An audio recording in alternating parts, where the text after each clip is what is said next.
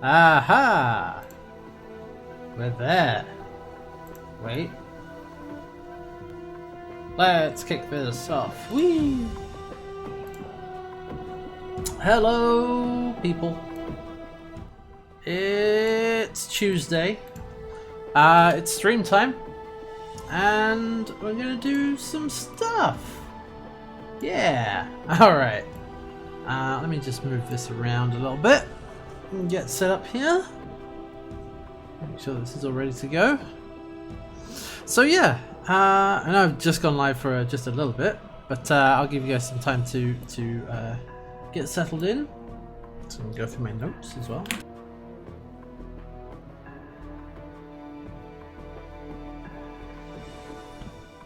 Oh, excuse me.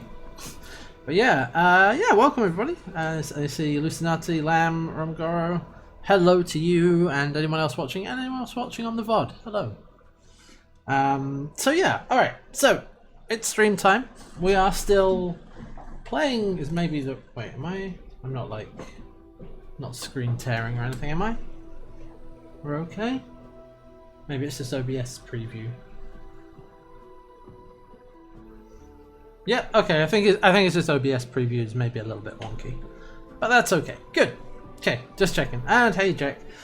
So yeah, for anyone who missed it yesterday, we finished Planescape Torment. We actually beat the game by talking our mortality to death. So that happened. And so I figured today we'll go through, because there's a lot to unpack from Planescape. So go through my feelings on the post, sort of playing through the whole thing, and then boot up the game and grab a save that we took right before the end, and go through some of the alternate like dialogue options, because I slightly oopsied into that quick ending. So we'll do a bit of that, and we'll talk a bit more about Planescape as a whole. And for and I know at least one of you will be curious. I have watched about halfway through the Planescape portion of Noah Colborne-Gerace's video. I didn't have time to watch all of it today, but I did watch about the first half.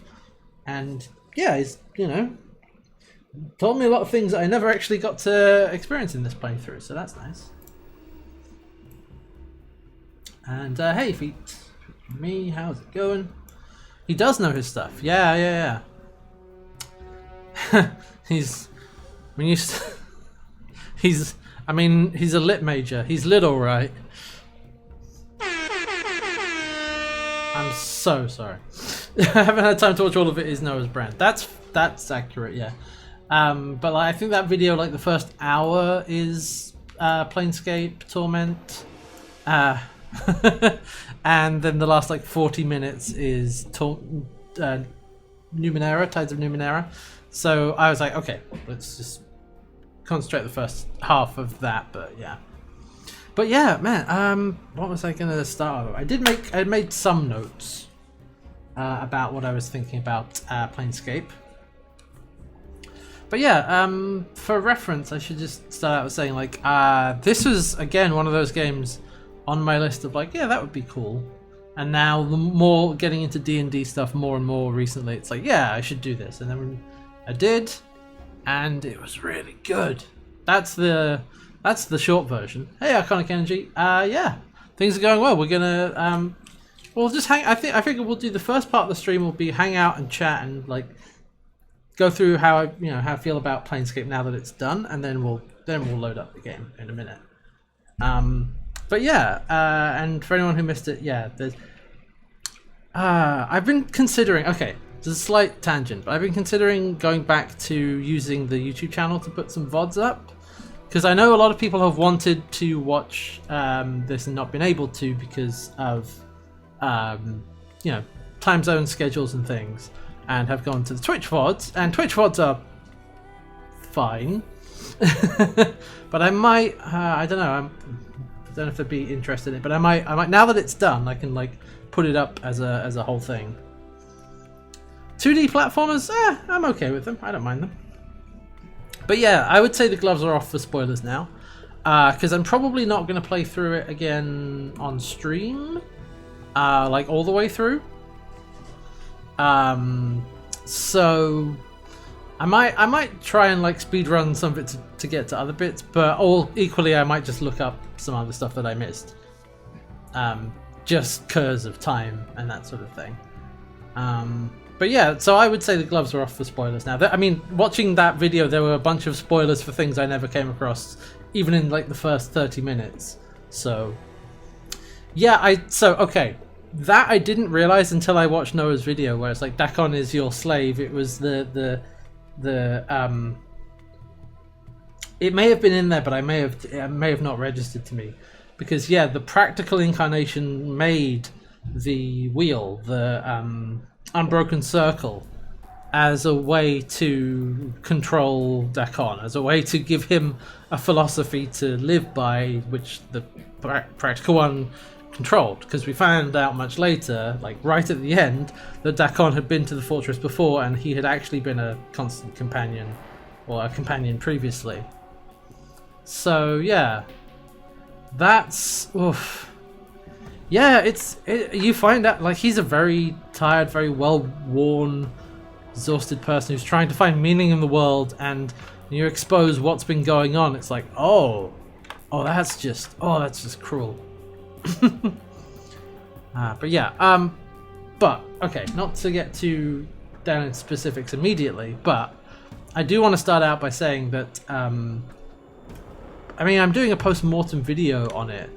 Like, I don't do that for a lot of games. I don't actually bother, other than like right at the end of a stream, which we did a little bit yesterday. But I was like, no, I have more I want to talk about with this, because this was really good. It was very it was a lot of the things that I really like, not just in like video games, but also in tabletop games, also in fiction. Like I have, let me read my notes here. Like character focused. That's what I have down here, like from the top, because the stakes are character based. You're not trying to save the world. You're not trying to, you know, prevent a war. You're trying to I did update my journal, actually. That's a good point. I did updated my journal. You're trying to it's save or discover yourself, and the same is true for your companions to certain degrees. And as anyone who has like listened to like the Farscape podcast, or has been around for the D&D like prep or whatever streams I've done previously, you'll know that like I really like character focused things. Like that's some of my like favorite fiction. It's like I like all of the like world building that Planescape does. It's really good. It's really interesting as well. We'll get to that later. But because that's interesting from like an sort of academic point of view, where you're like, oh, that's a cool idea. That's nice. But for a piece of fiction to really get its claws into me, you need to like character first. Like good characters will do that much more than good world building and that sort of thing. Because the thing with like the world building is like, oh, now at least now it makes me go, oh, I want to run something in this. I could have some fun with that. But you know, as I said again in Farscape podcast more than once, me and myself and Red, we said like I can forgive a lot of like bad like janky CGI or like old games or like you know, wonky world building if you have really strong and really good characters, because that for me is like the heart of a good piece of fiction, is a good character. And that's why Planescape Torment works so well, because it really does that.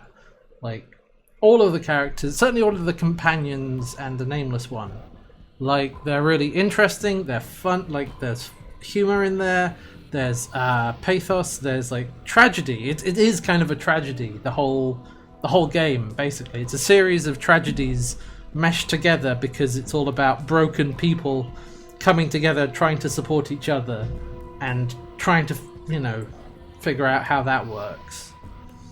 And to do that in like a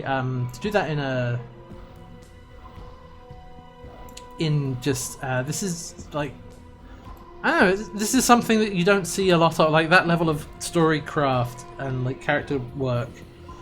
I don't see it a lot in video games.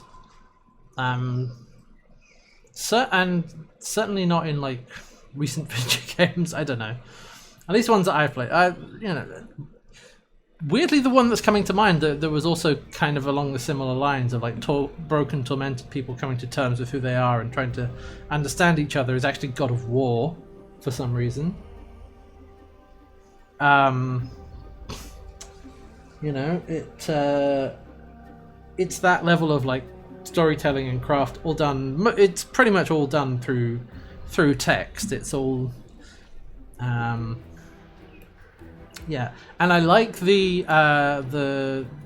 what it can do by giving you a character to play, not just letting you build your own character. You have a character who has their own. You're piloting a character basically, rather than creating one from whole cloth at the beginning of the game.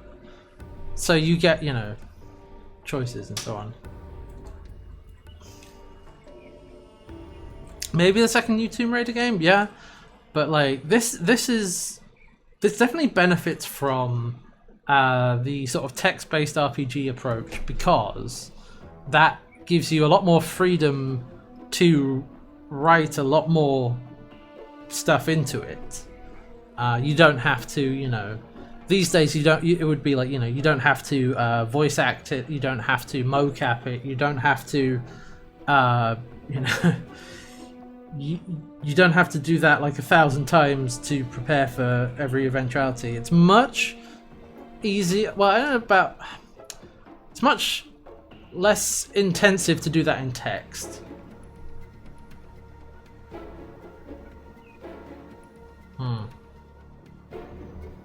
Yeah. Lots of people claim to be know you blame. No, you see, that's what I mean. Like, I mean, I like that. That's why it's because you have someone who is an established character. You're just playing a newest incarnation, and you're uncovering these things about this person who, you know, about the character at the same time as them.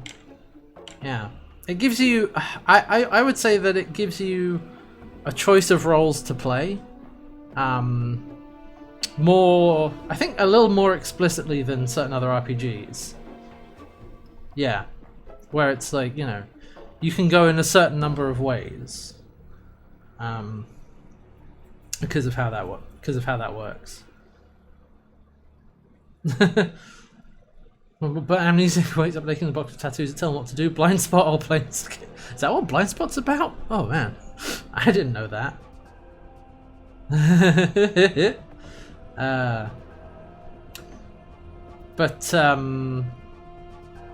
But yeah, no. Like I said, just to bring back around, like character work. Let's see anything. Let's see something specific. Like, again, I'm probably going to be paraphrasing what I've watched of Noah Caldwell-Gervais's video so far. But you know, you have Mort, who starts off as like a comic relief character. You know, he's a floating skull. Lol, that's funny. I did read. We got like, it took us right to the end of the stream, but we got there right at the end. But yeah, Mort was a like kind of a jokey character. He's a floating skull that talks in a New York accent and lusts after, you know, female zombies. But oh boy, is he like one of the most tormented people there, or like there's so much to unpick. Oh yeah, so I won by speaking my true name at the Transcendent one, and he's like, "What? That's impossible! Ah, nani?" So, and demanding it died. Yeah. We're gonna go back. Like once I've gone through some of this, we'll go back and maybe load up that save, like I said. There's more to him than that, yeah. A flying skull who lusts for the pleasures of flesh. I guess, yeah, it is inherently tragic. Although, that's the thing, it's not played that way in the game for the most part. It's definitely played as humor. But yeah, there's tragedy there, absolutely. But God, I remember just that reveal when we find out how long he's actually been with the Nameless One. Like, he's been there the whole time. Like, he's... Well, not necessarily the whole time, I guess, but from... at least from the time of the practical incarnation. I think. I may be misremembering that, but I think that's what it's implied, because I think the practical incarnation is the one who yanks him off the Pillar of Skulls. And is like, hey, you work for me now. Yeah, it's like the guy at the end who, yeah, he knew all along, and you already knew you could have prevented that. I'll kill you. I'll kill you to death. But yeah, I am really intrigued by like all the alternate ways you can go. Yeah, and he's on the pillar because he lied. Because I don't know, is it ever explicitly stated that's why? I know that that's implied because Mort can't quite remember what happened, or at least he says he can't quite remember what happened before ending up on the pillar. But yeah, it's at least heavily implied that he caused your first death and he feels responsible or feels guilty or something. He feels something for that. And then he gets, yeah, taken in by the practical incarnation and just manipulated and used. States, I think it was you. Okay, yeah. No, proper answer one or the other. But yeah, I really like Mort as a character. I mean, hell, I'm using him in my D&D campaign because I needed a character like that, and I'd already played a bit of Planescape, and I was like, yeah, you know what? Why don't we just use him? So what's interesting now, having played through it, because this is an aside to be interesting to my players, but having played through it now, I've made it clear, I've explicitly set, you know, the events of our campaign are after the events of this. And so I'm like, okay, now I have a better idea of what might have happened after this splitting up with the rest of the group and that thing. So that's cool. I'm trying to think of like who are the other ones, like who are the two companions you can't get rid of, but like you have Mort and you will always have Mort, and I think Anna as well. I think you can't not take Anna as a companion, if I remember, because she is part of the whole thing. An anonymous cheerer cheered with 5,000 bits. What? Well, thank you, anonymous cheerer. Thank you very much. Hey, 5,000 bits, and is that a spooky ghost? I like it. Oh, it's an anon. Oh yeah, yeah. You get given Anna by Farod. Giftman. So okay, this is something I don't actually know. Can you actually avoid picking up Takon? Because I seem to remember that like he was just in the bar, and you can talk to him and then convince him to come with you. So you can actually avoid him. Yeah. That's what I mean, like the unavoidable companions. So Anna and Mort is basically the only two that you have to take, or have to join you, I suppose. And so yeah, Anna is also, yeah, Anna's, I mean, they're all tormented, they're all they're all damaged, broken characters. But yeah, man, Anna is that sort of...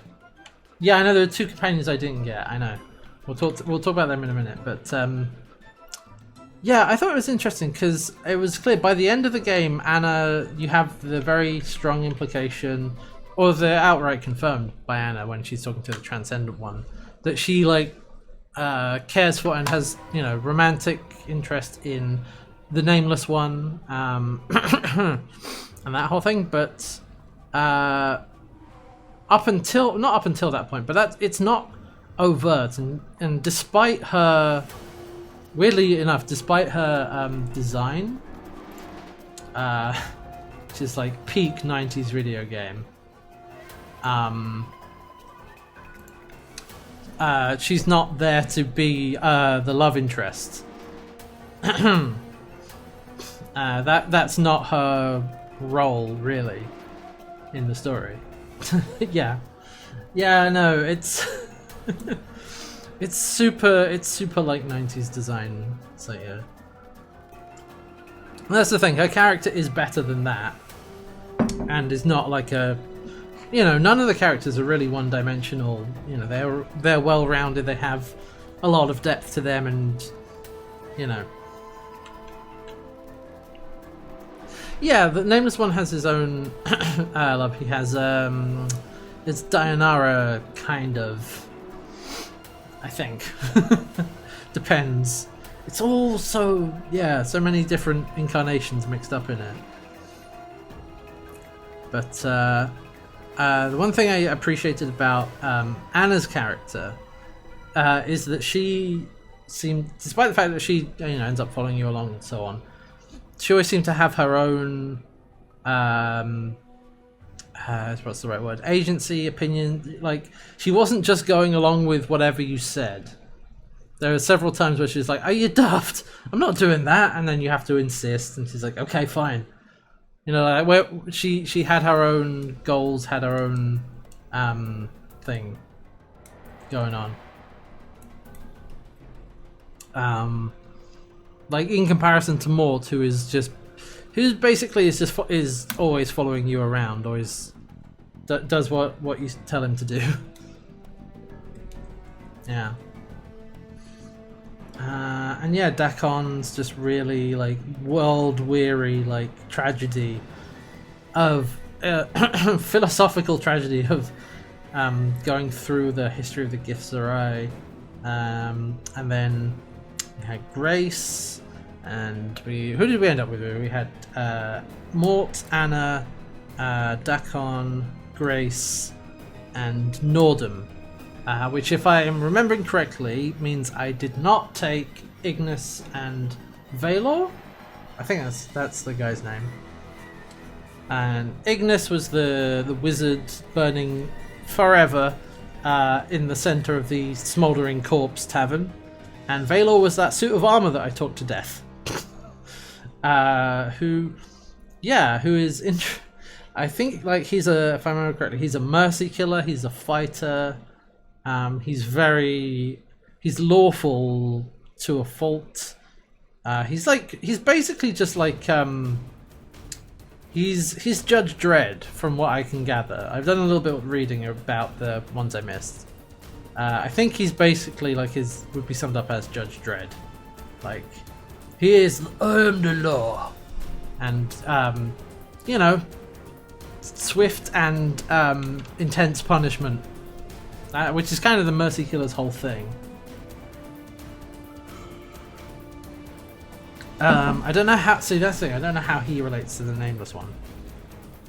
But yeah, in watching Noah's video, the Ignis is very much directly related to the Nameless One. Because the whole thing, it turns out. I think we did get the bit about his story of he was trapped in the flame by wizards because he accidentally burned down a whole like quarter of some slums or whatever, trying out new magic, and the person who gave him that new magic to try out was the Nameless One. I think in the probably the practical incarnation, it's usually his fault. And so apparently, again, I haven't done this myself, but if you go and talk to him and you are able to recruit him, he immediately is like, "I hate you, screw you," and like is very open about how much he hates you the entire time. So knowing that, now it makes sense why we had to fight him in the Fortress of Regrets, because he was tied to the whole thing.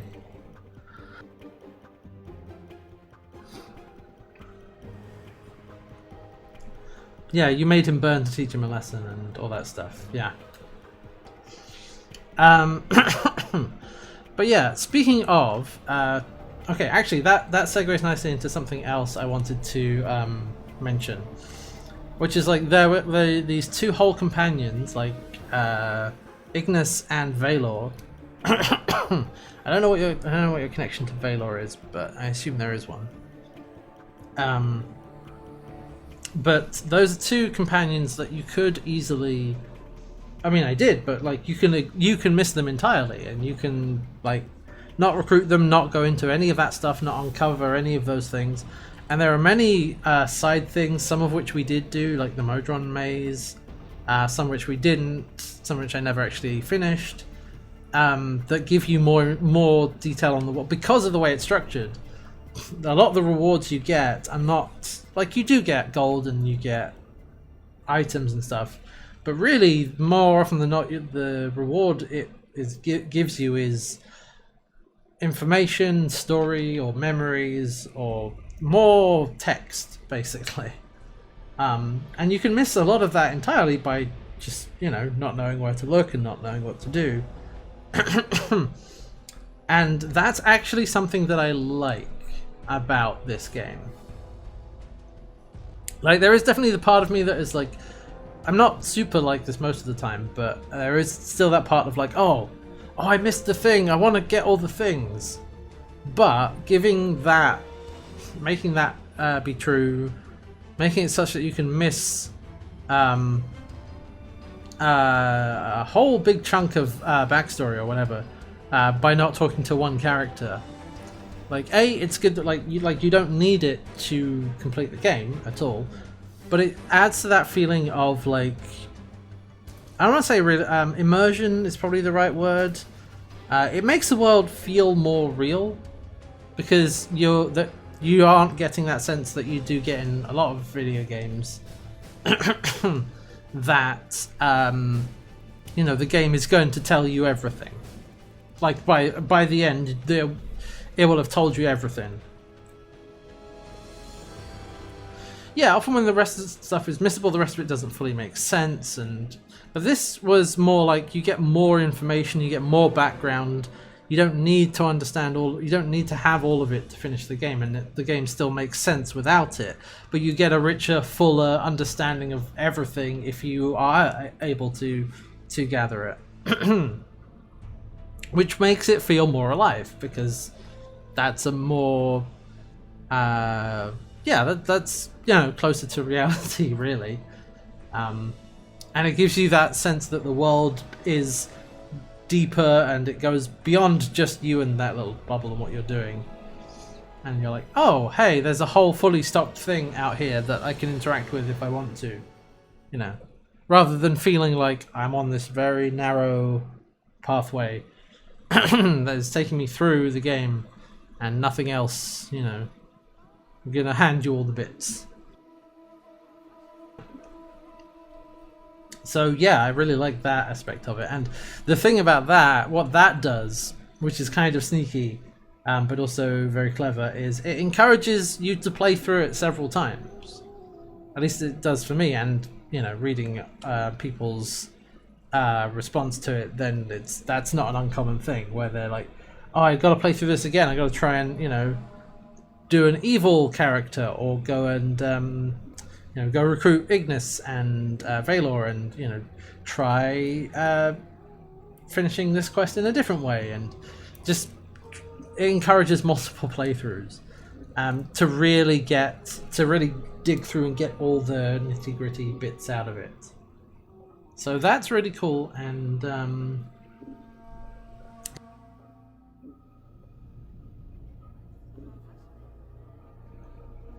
And yeah, that's the thing, it does the character work so well that, like, oh, doing an evil playthrough must be, like, really hard.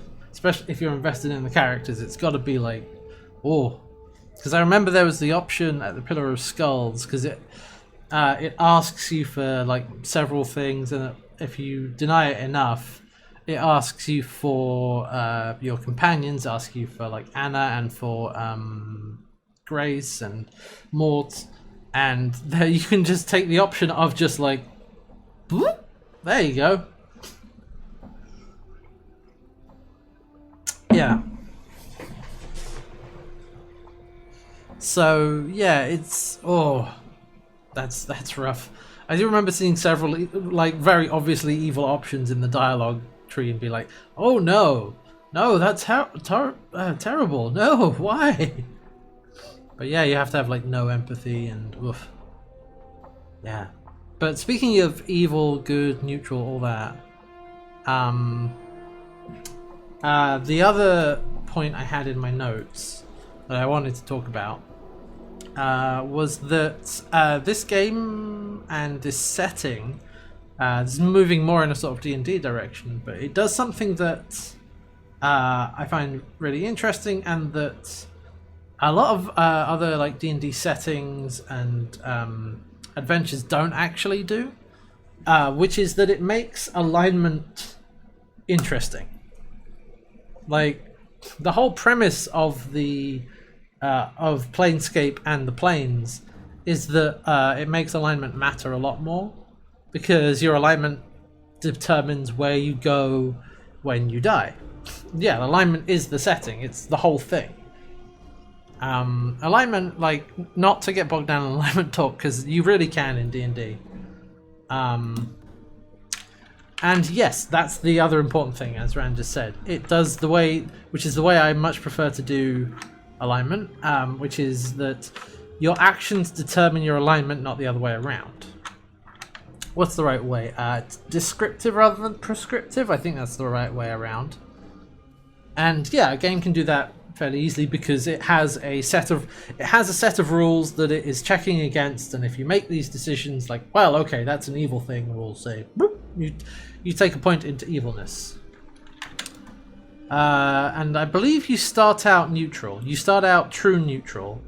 And in my playthrough, I ended up chaotic good, but I think I only really switched to chaotic good right at the end. I was chaotic neutral for most of it. Yeah, but it makes it interesting because your actions determine your alignment, and in the grander scheme of things, that would determine where you go when you die. It's about, and again, the whole central thing of like, what can change the nature of a man? What can change your nature or alignment or anything like that, where it's, your actions shape your fate, something like that. Yeah, I came close. We got, well, not to true neutral, but chaotic neutral. I can't remember what it is that tipped me over. Hey, Una Raid! Hello, friends. Welcome to this post-mortem stream on Planescape Torment. It's an Una and friends. We're having a bit of a chat and such. We'll get to the... Again, as I said, I'll probably get to the game a bit later. But yeah. Oh yeah, also, yeah, if you haven't played Planescape Torment and that's a game you're interested in, Spoiler Town and Spoiler Times. I mean, it's a post-mortem stream. I mean, that should... What? Oh no. There you go. Filthy. How was the Minecraft? Hope you had, yeah. Were you punching chunks, or is that just something that James does because he's... because he's a madman? Chunking punch. Oh.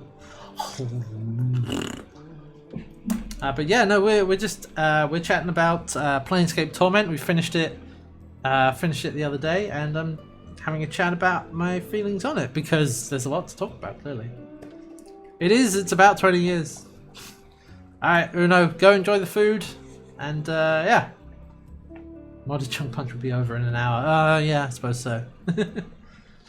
But yeah, okay, what was I talking about? Alignment and that whole thing. Yeah, it makes it into an interesting concept because it's, yeah, how does your previous, what was someone said there? Blah, blah, blah, blah, blah. Part of the game is about how your previous incarnation's actions had consequences. Yeah, and you're dealing with the fallout of that. You're picking up the pieces after you've been the cause of a lot of damage and destruction and that whole thing. Yeah, I can see why, Lamb. Yeah, Chris Avellone, absolutely. Yeah, no, it's that is like the thing that elevates this game is all the writing. So the story holds up really well. Yeah. Mechanically, I think it worked out all right. Actually, I think mechanically, I was concerned that it was going to be a lot more complicated, a lot more annoying to figure out. Sorry, because of older D&D edition rules. But as I said when I was playing through it, part of what helps is the game does a lot of the calculations for you. I don't have to figure out THAC0 and AC, which I think goes to what was my max? It was like -5 at one point, which is really good. And I was like, and I didn't have to figure that out. I was just like, is this knife better than this knife? Okay, you have that one. You know. And the spell memorization, once I figured out how it worked, it was actually fine. And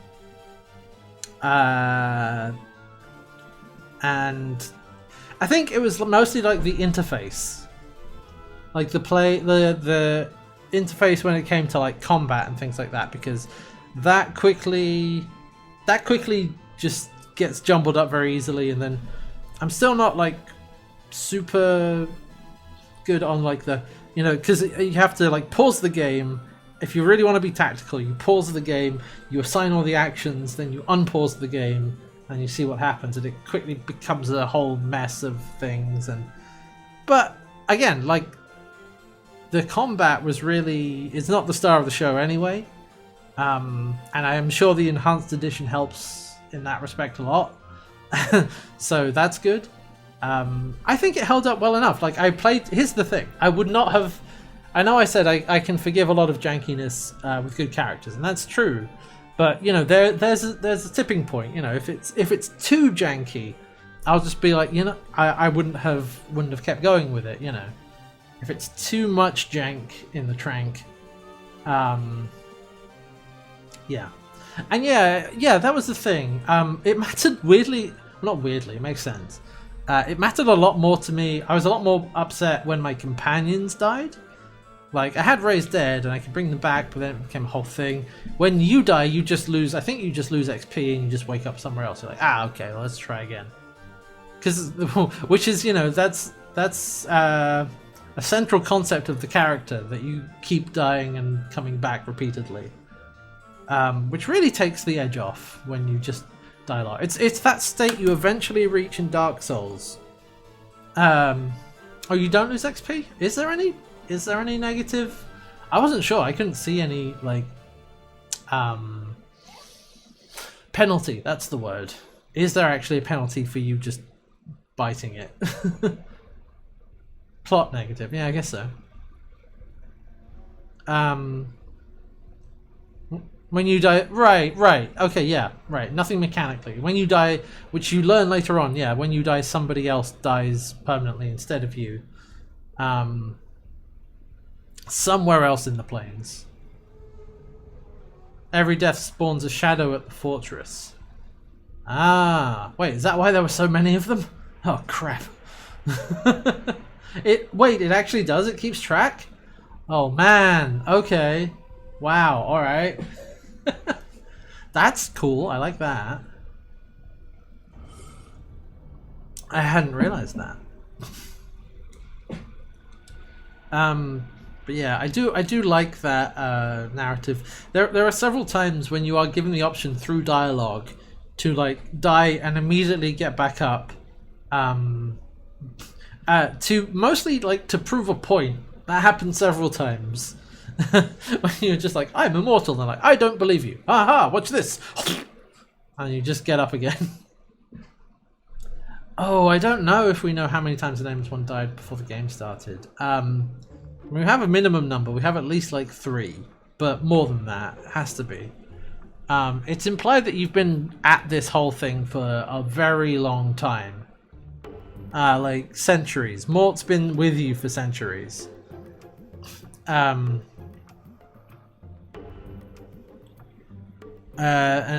So I don't know. I don't know if we ever get an actual answer.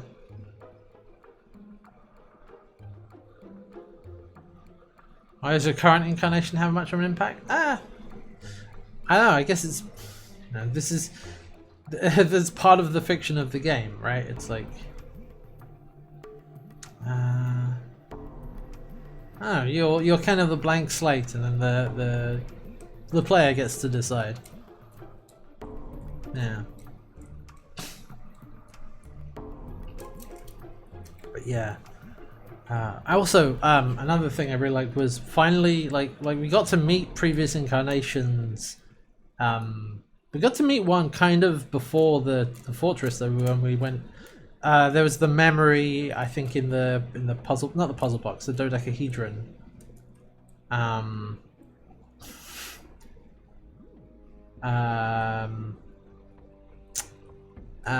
you meet the paranoid incarnation, and then eventually, when you get to the tower, the fortress, you meet the good incarnation, the practical incarnation, and the paranoid incarnation. And you have a chat with them, and then absorb them into you before the final battle. Yeah. Which reminds me, one of the something I did really like was that when you get there, just noted, is what was I going to say?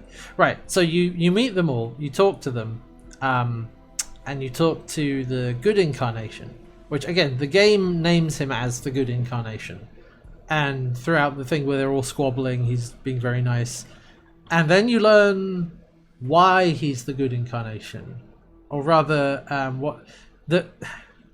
it's not all he's not all he says, or he's more than he says, because he's the first incarnation, and he becomes the quote good incarnation because he looks back at all the awful, horrible things he did in the Blood War and is like, oh man, I messed up. That was bad and evil. And yeah, he's regret, absolutely, yeah, regret changed the nature of a man.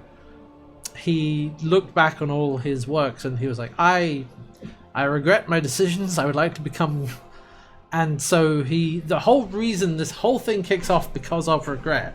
Like, it kicks off because he wants to make up for all of the horrible things he did, and he figures the only way to do that it's going to take many lifetimes worth of time. So I need to be immortal, and it all kind of. And that's where it goes off the rails, because he goes to see Ravel, and that's when it jumps off the path, because it didn't work the way it wanted it to.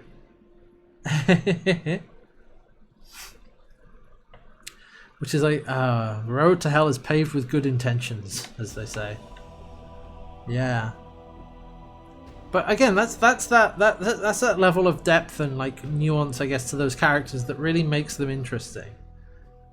And it's also, I in general, I really like that idea of the character of dealing with your past selves, even if you don't remember them. You know, like the same basic person, or the same starting point, I guess, with different circumstances. It's kind of nature versus nurture sort of thing, where it's like, you know, I am you, who I am the paranoid version of you, and I'm an evil version of you, and I'm this version, and what they have in common, but what they also, you know, have apart, and that whole that's a trope that I weirdly like in a lot of fictions, like meeting previous or other versions of a character.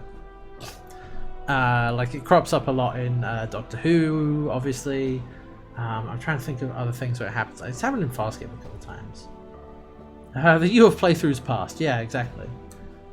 Where you're like, and also, okay, to get a bit actual real world philosophical,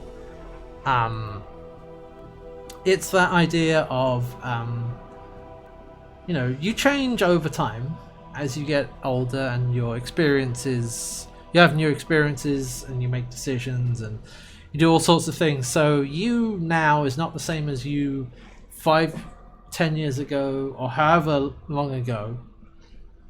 And I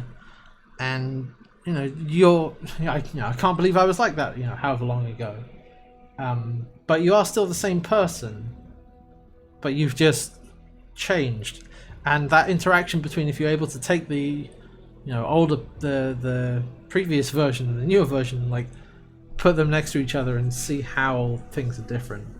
It's less discreet, it's less like obvious than like, oh yeah, here's 3 different versions of yourself. But thinking back over to all the different incarnations, I guess you'd say, that you've had over your life.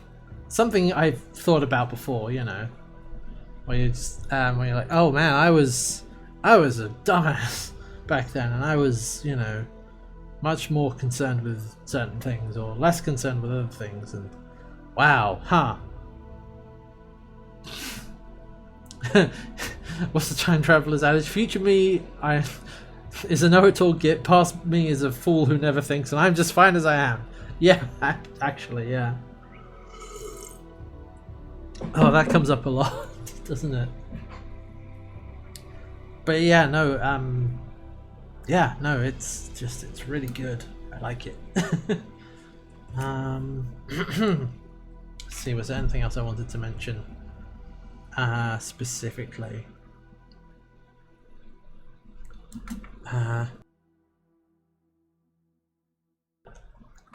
I'm trying to think, because there was a lot of really good stuff beyond just really cool bits of world building, although there is a lot of that. Other CRPG? Oh, computer RPGs, like isometric ones? I would say so. But I fear now that the other ones aren't going to be able to measure up. That's the thing, in the ways that I want them to. Let's put it that way. I may have been spoiled by the writing on Planescape Torment. But yeah, if there are other ones that are similarly well written and good characters and so on, then absolutely I'd give that a try. Yeah, there's exactly. I know. Yeah, there's Tides of Numenera. There's that. I don't know how Divinity or Baldur's Gate stack up on that thing, but you've ruined all future games. Welcome to the club. Yeah, absolutely. Okay. Yeah, I would absolutely be up for giving Tides of Numenera a try. We did some Shadowrun on stream before. Was it Dragonfall? I think it was. I think we did Dragonfall. But yeah, these are all long games. Yeah, that's the thing. I wouldn't do that right away. I did Return. That was it. It was Returns. Right, not Dragonfall. Returns. Yeah. Thank you. I'm glad you remembered that. I would have to have gone and look at my Steam library, I suppose. Yeah, that one didn't grab me. That one I think was too janky for me. Something like that. Yeah. I got to the Bug Spirits and gave up. That's right. Yeah.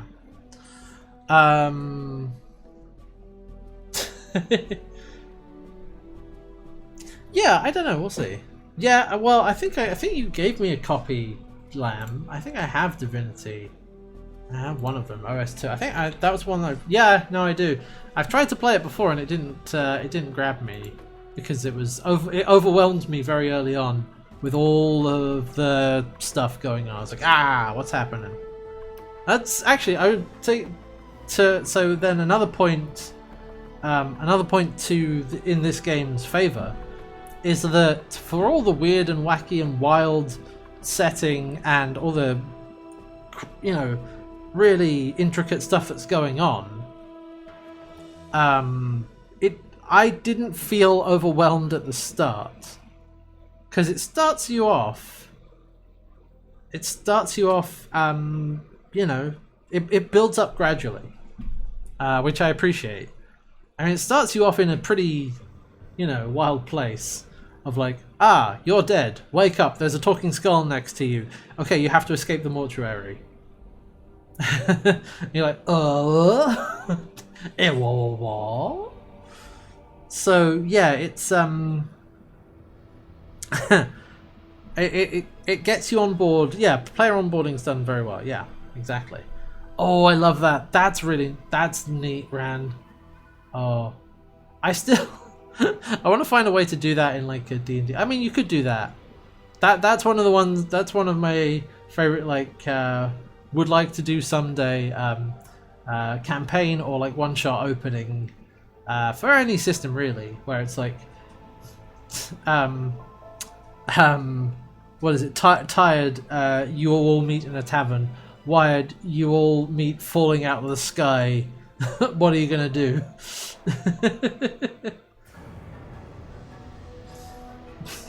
Yeah, you realize you're all falling from the sky. What do? Yeah, you try and figure out how to get out of that. Yeah, I love stuff like that. Absolutely. I mean, I came close to that in my like last year in the campaign. When I started my campaign with a you're all on board an airship that gets attacked by goblin sky pirates.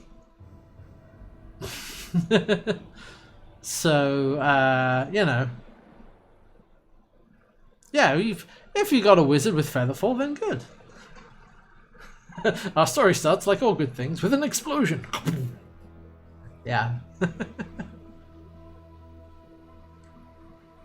But yeah, like you wake up on the mortuary and there's a talking skull next to you who's like, "Hey, come on, let's go, Chief." And you're like, "Oh." But yeah, I like that. It starts out like your initial goal is escape the mortuary. That's simple. It's achievable. And you know, it does that thing of your character is just as new to all of this as you are because they've lost all their memories. So it gives you that slow roll of exposition of where you are and what's going on as you try and get out of there, and then eventually it starts ramping up into where you end up at the end. So yeah, it's yeah, no, I do like that. That to contrast that, and to be fair, it's been a while since I played or tried to play Divinity Original Sin 2. But that I felt was a lot more overwhelming. That was like, where am I? What's going on? What are all these buttons? Oh god, I've just been thrown into here. What do I do now? That was how I, yeah, that was how I felt trying to play that game. But it might be time to go back to it and give it another shot. Proper nouns everywhere, yeah. It's like, I don't have any context for any of this. Again, that's what's good about Planescapes is like, you're in a mortuary. You know what a mortuary is. You're on a slab. You are supposed to be dead, but you're not. Okay, now I have to get out of here. Okay. Clean, that's understandable. Oh yeah, no, don't worry. I'm definitely going for a palate cleanser next. I'm not gonna jump right back into something like that. I definitely need a palate cleanser, yeah. I got stuff we can do for that. But yeah, it's not right now. No, not right now. I wasn't planning on it. In fact, I was planning to go. I think it's probably a good time to actually get the game loaded up and try out some of that. Try that last encounter a few more times and see what other endings I can get out of it. Because we talked the mortality to death. But I think there was an option to get your friends back. There was also, there could be a fight. There could be any number of things. Yeah.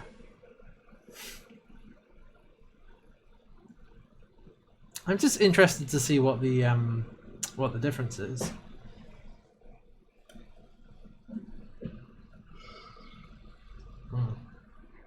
Actually, that seems like a good. All right, so let me get it set up here.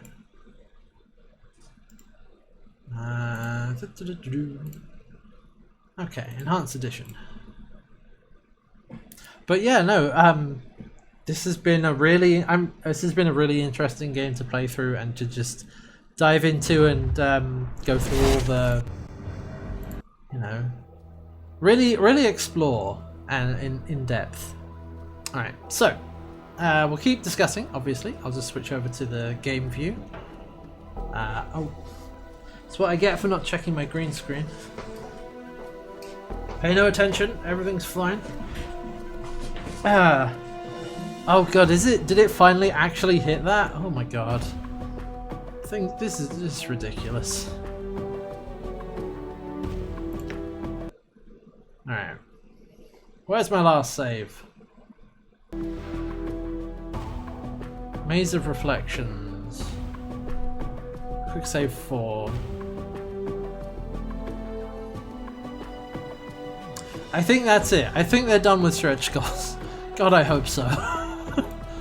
Alright, let's load that one. Right, okay, so this was, we had talked to all the incarnations. Now we just go talk to Dayanara.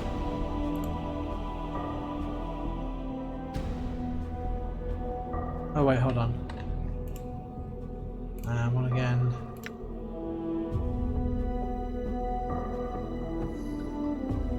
I believe I did. I am sorry. Okay, actually, here's something I wanted to see. Because I went with, though I did not know you at first, I've come to love you, your suffering has become mine, and found that I will do what I can to help you. I'm sorry, I do not. I never knew you, perhaps if I had met under different circumstances. I have remained here for you, no other reason. I will help you one last time, then I shall travel beyond the eternal boundary as I was meant.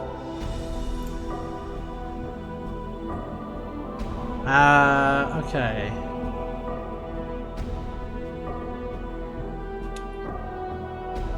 I wish to find my adversary and defeat him. And you touch her hand. And I think we should end up in the same place. I shall wait for you in death's halls, my love. Whoop. Okay, so here we are. Right. You know what? Yeah, I didn't. Unfold the journal.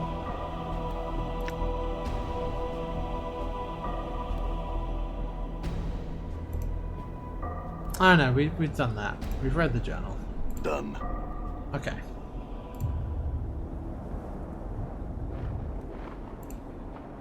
So, here we have all my friends who were taken out by the Transcendent One. So, let's give it a try. There he is. Here he comes. Whoa, here he comes. Whoa. So you have come. Then you shall die again. So, yeah. Oh, I used the bronze sphere. Yeah, we did that. Got max levels. Wait, I did, didn't I? Did I save after that? No, I didn't. I'm dumb. Oh, okay. Okay, class for Stone of Fear Regret. Right. Get 2 million XP. You get the name. Examine your arm. You get the symbol of Torment. Okay, we went through this yesterday. I feel stronger. Okay, so. Right, I should drop an actual proper save here as well. That's what I should do. So if we want to go through this again. I think we put all this up to maximum, didn't we? We just did that. Yep, 25, 25, 25. Perfect. Okay. Actually, hold on. No. I'm going to load quick save 4. We're going to... Okay. This is for my own purposes here. We're going to use this. We're going to do this. So this basically, the short version of what this does is this lets you experience the memories of the first incarnation and draw his power into you and learn your true name and basically become whole of in some way. Torment, and it's just regret, so much regret, as we mentioned earlier. Remember your name. You get 2 million experience when you do that, so that's nice. That was my name all along. But if I was, his name was John Cena. I did that joke yesterday. I'm not doing it again. It's like shh. I do. I mean, it's a trope, but I do like the. But that was my name. It was, and the player never actually finds out what it is. Now I'm going to peel this symbol of torment. I'm not tormented anymore. Hooray! Vecna, yeah. I feel stronger. Alright, so let's do that again. Let's get maximum. Let's do that. I've got max int, max whiz, max char. Just to be... Oh yeah, that's what I was going to do. So yeah, if we want to go fight him, we can prepare some more spells, prepare some more of this. Another fire and ice. I think I did this last time, I just didn't save before. So...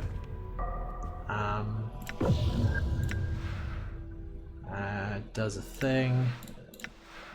That does a thing. Let's get one of those. And let's get Death Bolt, Meteor Storm, Power Word, Meteor Storm. And then we just rest. Alright, so. In the second edition, you need a character with 25 intelligence knows 20 languages. Nice. Okay, so save game. Oh, I may actually have done it with one called It Me, but I'll do it again anyway.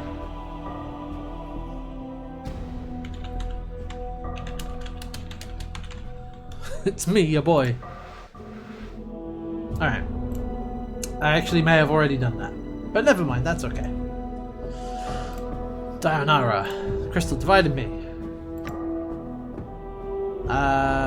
Okay. The end of days, yeah.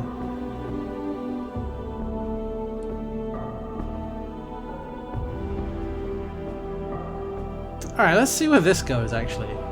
When you died here in the fortress, it was because of the adversary that awaits us. He wished you to die so we would be apart. I go to confront him soon, and I will have my revenge on him. Can you help me escape? Okay. Find my adversary and defeat him. Okay. I don't think that actually has an effect. It's just different choices. I forgive what you have done. Okay, different. I shall wait for you in death's halls, my love. Different line there, yeah. Okay. Alright. Okay, so. I'm gone. No, my friends! Oh no! Yeah. Okay.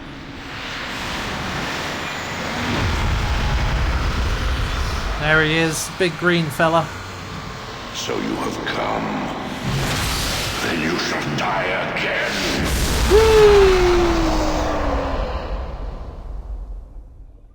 Okay. Alright. I like that he does that big dramatic thing and then you just walk up to him and have a chat. So you have come. You are unwelcome here, broken one. What have you done to my friends? They're dead. He's dead, Jim.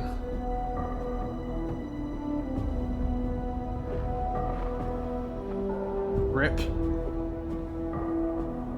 Are they dead? Yes. Oh. Unlike you, they have but one life. And they wasted it for your sake. Okay.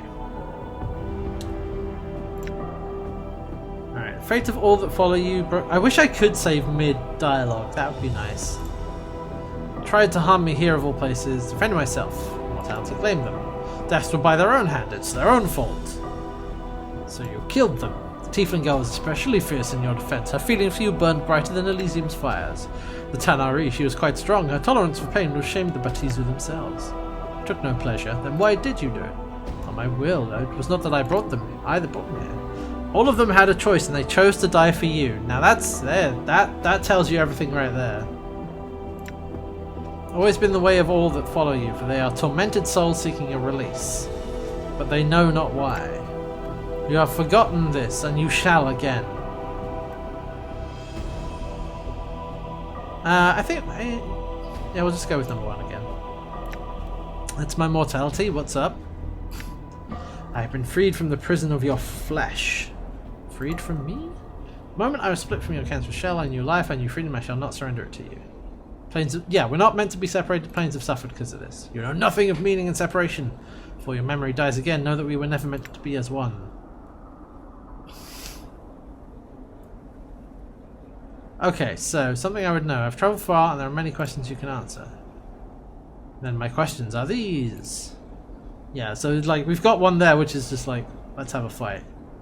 Okay, so this is where we got to last time.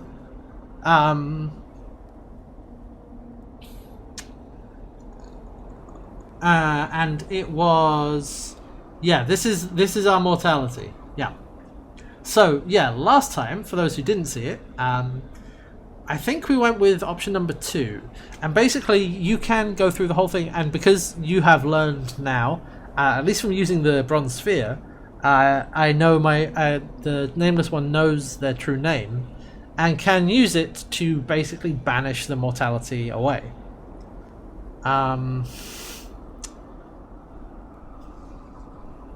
Let me see, and I think I went with this one, and or it was the top one. It was one of those two.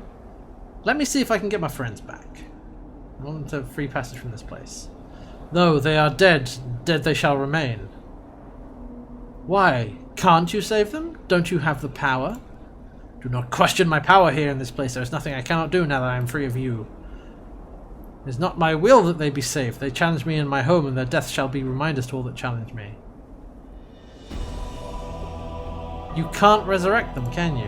Broken one, in the span of your forgotten lifetimes I have observed, learned and gathered power within the vaults of my body. When you fought in the Black Decade War, all your military knowledge was carved in my mind. When you danced sorceries with Lum the Mad... Oh hey! That's I know that name. That's in D&D. I learned with you. All you have forgotten, I have not. The power over life and death is but a minor display of my power. Okay, so he has all the memories. Okay, good. Are you saying we share a link, you and I? It's a small thing, of no consequence. I could reverse death only when the victim had died close to me, but what she awakened in me. Are you saying that was only a fraction of my power over life and death? Oh yeah, because the race dead, yeah. Your mind is a broken stone, its edges dull from misuse and neglect. Hey! Even if you knew power, you would not know how to harness it. But if you claim you have the power, then I must have the power, too, even if I wasn't there at the moment of death. No, you do not have the years needed to learn the arts of life and death. You will fall before me. Okay. You feel a stirring in your mind. You suddenly realize you do possess the years needed to learn, for you knew it all at once. For you knew it all once, across multiple incarnations. But the process will take time, and you know your mortality will not allow you the time you need. You may have the time to resurrect one companion, but no more than that. Alright, let's give it a go. I have the power! Ooh, who to bring back?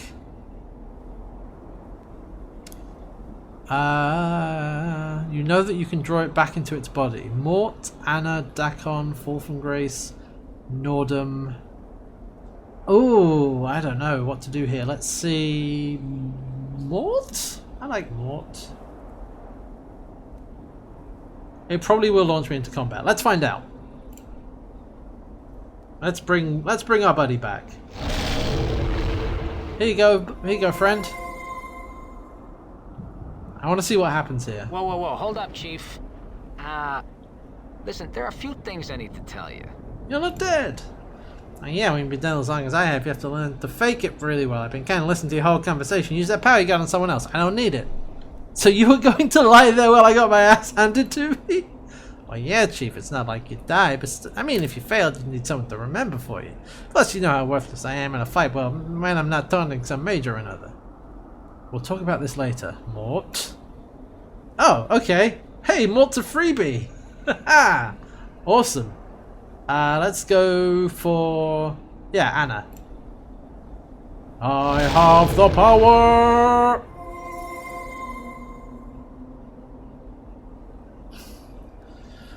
I found my mortality. It turns out it doesn't like me much. I need your help. Stand by you.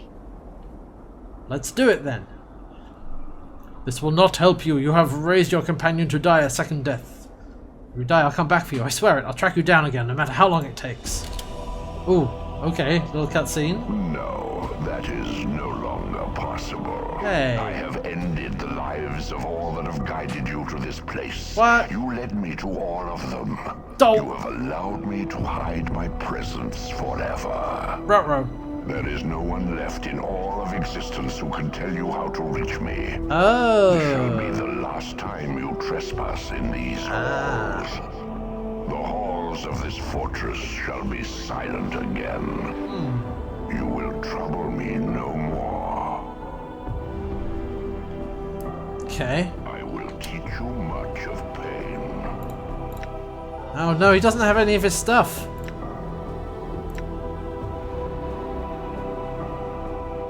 What's up? Where are those teeth? I don't know if this will work. Aye? Where's your... Trying to... I guess we'll give it a shot.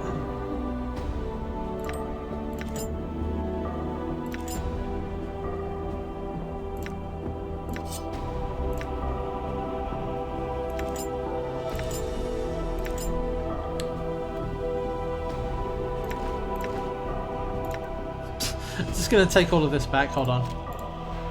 Plus your dex. Stealth. And put this in here. Plus 1 to AC. Save versus poison. Oh, that's resistance. Yeah, spider bracelet. Oh yeah, serpent red. That right. That gets on there. Hup, put those on there. Okay. I'm just gonna gear up. Don't mind me. Sorry. Hold on.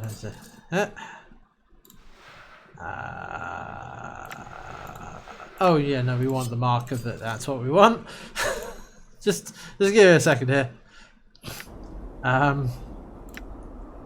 Oh yeah, I'll take the heart charm, the blood charm, all of that stuff. Abyssal pipe.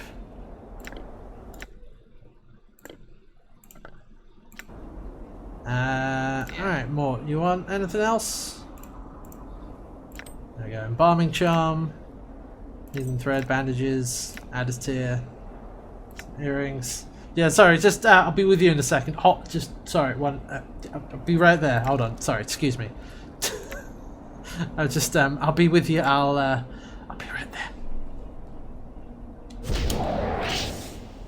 Okay. Huh? Can you insult him? God, I hope so. Leatherhead. Okay, spell. Death bolt.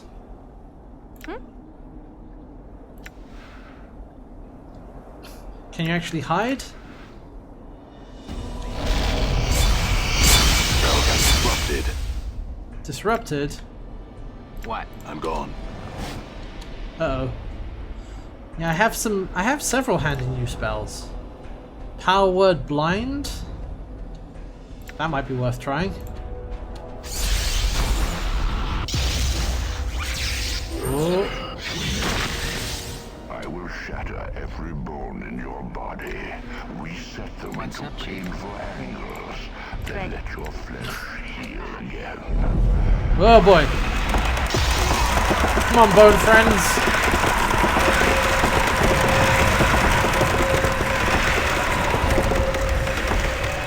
Wait, what the heck?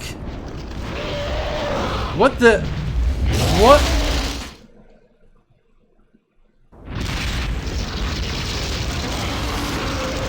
What? It's not working on this thing. Nothing. What did you just Working do? on this thing. What's the word, Chief? Done. What's up? Oh. Damn it, I didn't equip the teeth. There we go. That was weird. I don't know what that was all about. Okay, spell.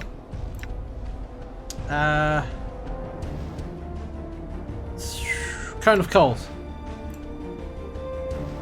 I'm here. Alright, Anna, just punch him if you're not going to be able to hide. It's the same. This is what I get for why not? Come on, Anna. Missile of patience. Alright. Yeah. Insult him. Your face. Thank you. Ooh! Damn it. Aye, what? Okay, you know what? Just go and stab him. Oh yeah, I do have the symbol of torment. Invokes Rune of Torment. So it does.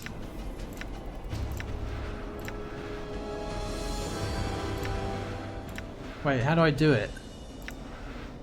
How do I use it?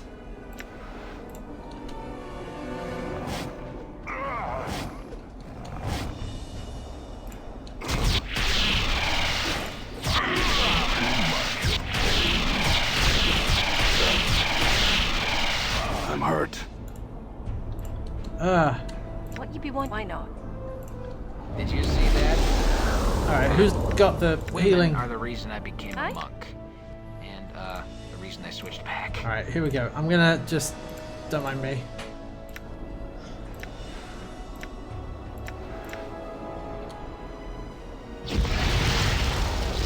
Oh, Missile of Patience is still active. I'm hurt. Every stone, every walls of this fortress obeys. Can I not... Could you just give me a second to heal? Could you just do that, please? Done. Why can I not use it on myself? Give me a hand here. Why can I not use it on anyone? There is nothing. Why can't I heal? Here. Every stone, I straight up every can't heal. that makes up the walls of this fortress obeys me. And also apparently can't use the rune? Oh boy. I'm confused as to what's going on there. Also, he's casting this spell. Yeah. It's quicker if you use them in... Whoop! Rip. And now... Okay, so, load. Yeah, this one. Okay, so, what? Okay. How is this supposed to work? Do I have to put it? No, it doesn't. It's not a tattoo. Okay, I'm a little confused about how that actually works now that I think about it. Merely holding it and invoking its power will summon all the pain and suffering from your past incarnation upon your foes. Okay. So I hold it, and I have to invoke it somehow.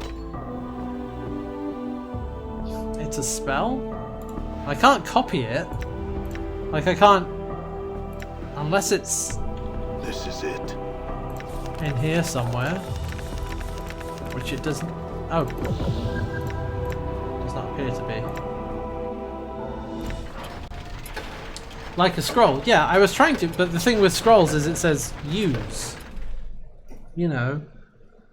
I was trying to do that. Well, anyway. Okay. Okay. Yep. Rejoin my friends. Let's do the thing. Okay. So, I alright. shall wait for you in Trying death's to hall. do that, I can bring back like 2 people. If I do Mort and someone else. Okay. I'm gone.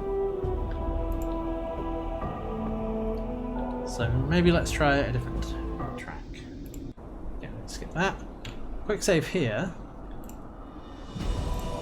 Okay. So you are unwelcome Go here, to my friends. broken one. Alright, I want to see if we can get to a different ending of this or something. If you get killed here, it's just like you have to reload. Yeah, I thought there was a way down one of the things to get him to bring them all back. Unlike you, they have but one life. And they wasted it for your sake. Yeah. Okay. So why did you do it? Killed them. Why did you do it? Okay. Same as before. I know who you are. Freed from you. You're meant to be separated. Something is wrong. Questions you can answer. Okay.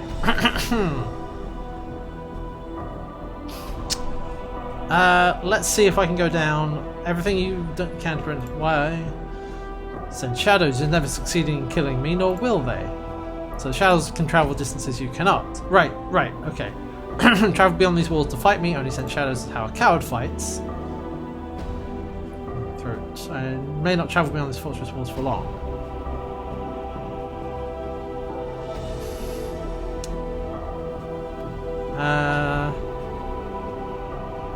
There is another reason you can remain here. There's nothing here. Let's place like that. Prisons have to remain here along with the shadows and ghosts because that's what you've become. Don't think you sustain this place till it sustains you. Really?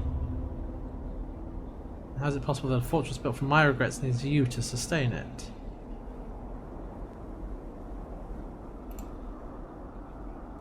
Okay, we shall see. There are other things I would know. Okay. Show more. Okay. Let's try going down this path. Mortal. Why have you been trying to kill me all this time? Kill me to make me forget. The Pillar of Skulls told me, yeah, there'll be no one who knows who you are and how to find out. The angel that shields itself, golden light. Okay, we went through this yesterday, and this was like, turns out he had orchestrated things such that we would kill the only other people who knew how to get here, so that by the time we get here, he kills us and then it doesn't matter anymore. That's the idea. Why? I never again wish to suffer your presence. I hate you. I hate you.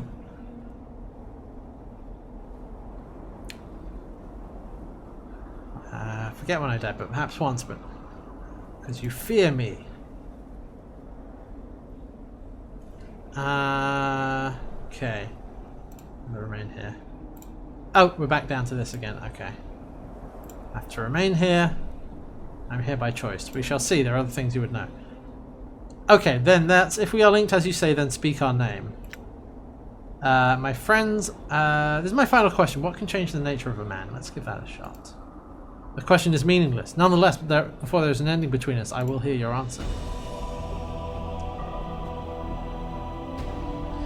Then this is my answer, and you are the proof. Nothing can change the nature of a man. Then that's all there is to know. I shall prove you are wrong. Prepare yourself, spirit. We shall see if my immortality can die. Or, okay, if there is anything I have learned in my travels across the plains, it is that many things change the nature of the man. Whether regret or love or revenge or fear, whatever you believe can change the nature of a man. Can. Then you have learned a false lesson. Have I? I've seen belief move cities. We did. Yeah, that happened. Make men stave off death. Yep. And turn an evil hag's heart half circle. This entire fortress has been constructed from belief. Belief damned a woman whose heart clung to the hope that another loved her when he did not. Once it made a man seek immortality and achieve it, and it has made a posturing spirit think it is something more than a part of me. Your defiance will hurt you more than any wound in this place. Belief cannot change the nature of a man. I think it can. I think belief could even unmake me if I believed enough. You do not possess the force of will for such a thing. So you admit it's possible. Do not try my patience, but oh wait, can we actually do this? Focus your will inwards, center yourself.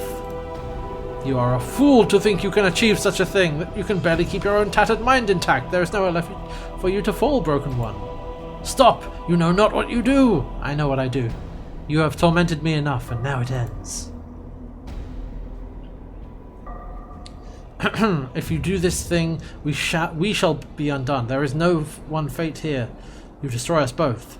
as I see it, I have two choices. Either I kill us both, or I let you kill me, and again, losing what few pieces of my mind I have left. I think I'd prefer we both die, unless you have a third solution.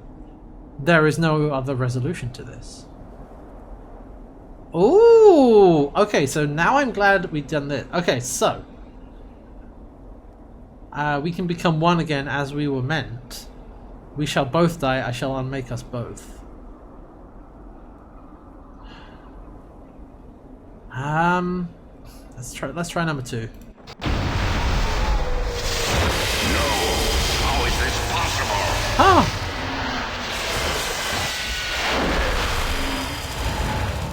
Huh.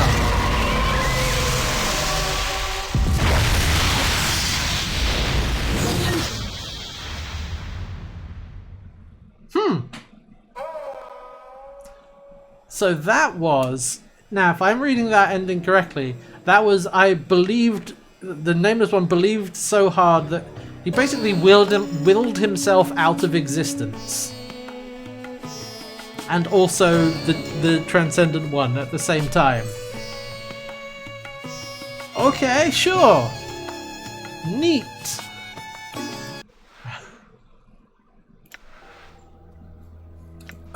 Okay.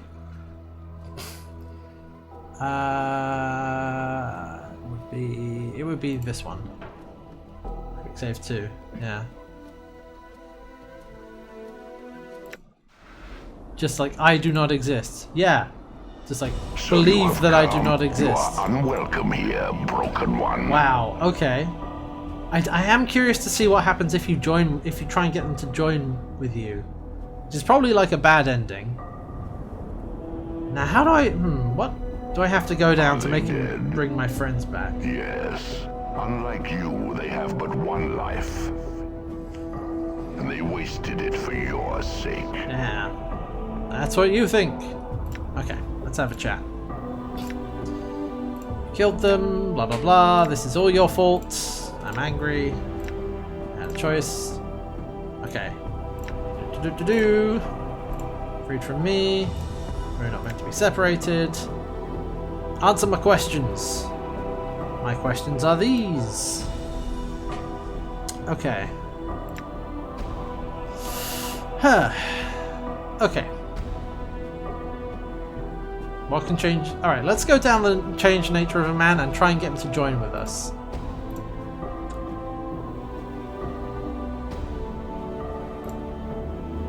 Okay. Seen belief. More. Hey, he's faking. Okay. I mean, it's possible. Okay. Keep focusing. I know what I do. Unless you have a third solution. I think there is. We can become one again as we were meant. You know not what you do. If we are reunited, then it shall be an ending. There shall be no future for us. We shall go on to further torments. Better that happen than the multiverse continues to suffer because of us. If we become one, we shall suffer. There is too much of the nature of the first one in us for us to be saved. We shall be damned. You know not what you do. Now I know very well what I do, and I think this is the only answer. Prepare yourself! Know that I have always hated you, Broken One. When we are one, I will continue to hate you. When your shell dies at last, know that I shall take pleasure in your death. I can live with that, and so can the planes. Ooh, like...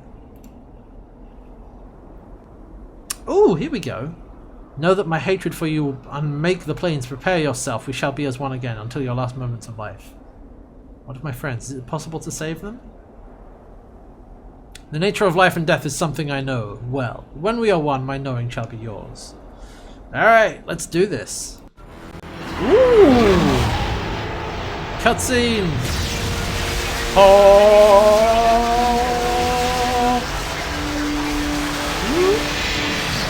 By the power of Grayskull, I have the power! Ooh.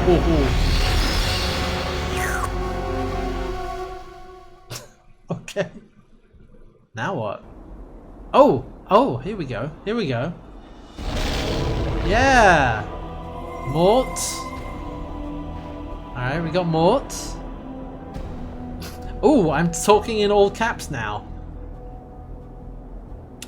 Hold up, Chief. You don't need to resurrect me. How's it going? You were feigning death? Yeah, I mean, I'm already dead.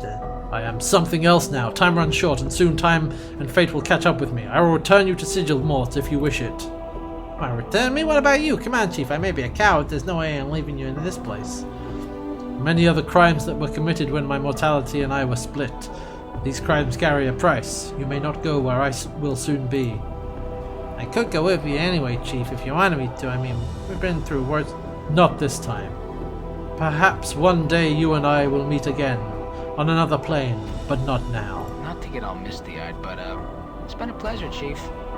Oh. Peace out, Mort.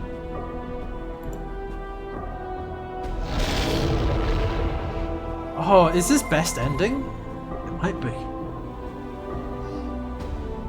Anna, are you all right?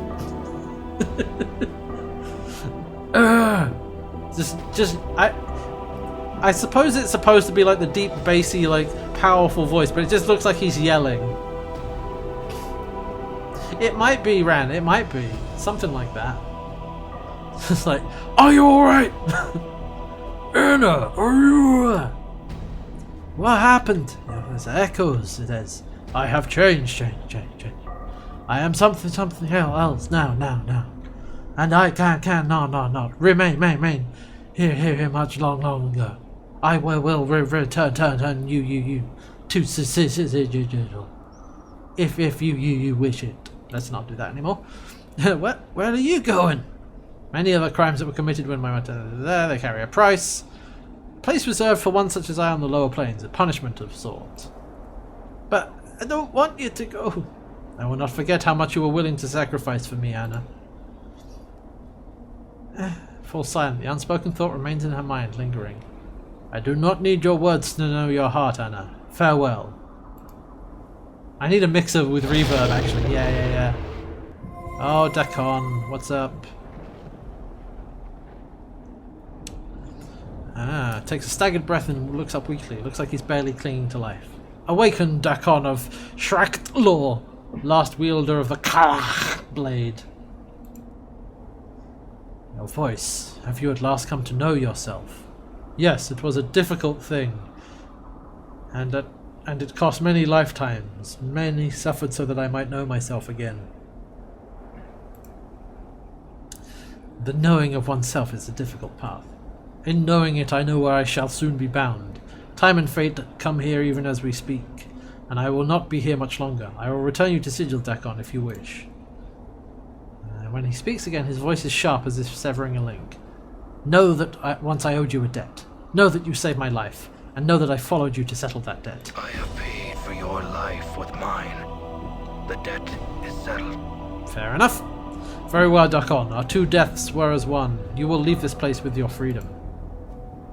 Grace!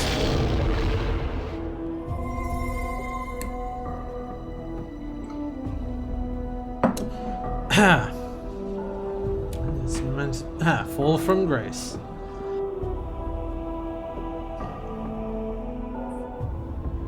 A slight smile that carries more sadness than anything else. Your voice. So you have found yourself at last. Yes, the price was high. The cost was many lifetimes, mine and others. The price of such a thing is seldom measured in copper. Are you still? I am still the one you know, but my perspective has changed. I have not forgotten you, if that is your fear. Smiles again, the same sad smile as before. No, that was not my fear. I cannot remain here for much longer. My punishment calls, and fate and time shall soon be here. I will return you to Sigil if you wish. That is not my wish. Reaches forward and her hand lightly touches your arm. A slight tingling sensation barely felt, then she takes it away. I will find you again. No matter where in the lower planes you will be, just as you shall be able to find me. It may be a long time. Where I am bound, time is not measured in years, and the crimes I have committed are stronger than any cage. No cage shall separate us, and no plane shall divide us. Face becomes like stone. Keep thinking of me, and we shall meet again. I shall not forget all you sacrificed for me. Just do not forget me. Time lays waste to all things, but I shall fight it as long as I can. Time is not your enemy. Forever is.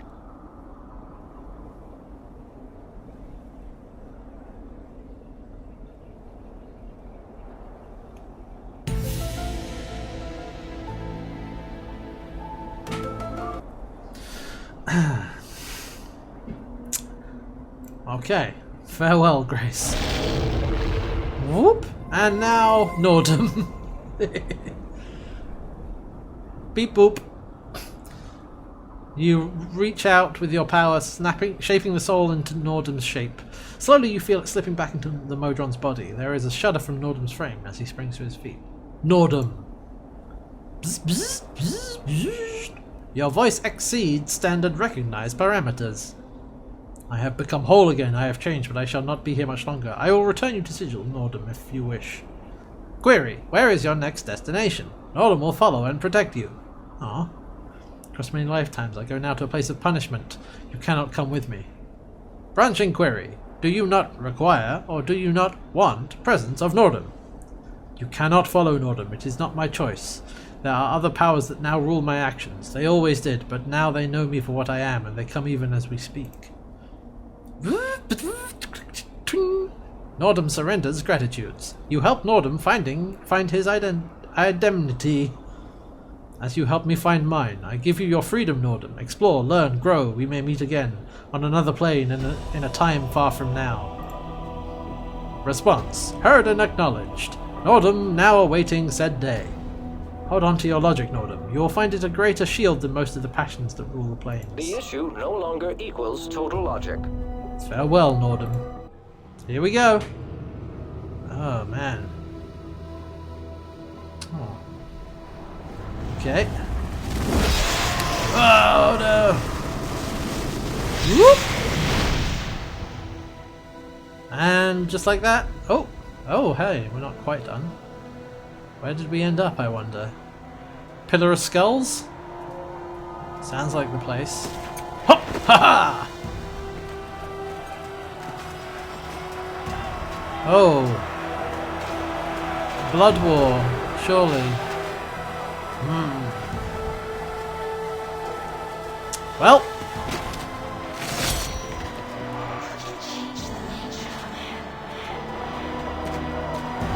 Huh. Well. Get this man a mace. Oh. That was really... Yeah. I like that ending. That's really good. Because it is also... you're actually, like, accepting your punishment. Like, realizing you know... It's sacrificing yourself, I guess, so your friends can live. Something like that. Yeah, and like, no, I deserve this. I want to listen to this again.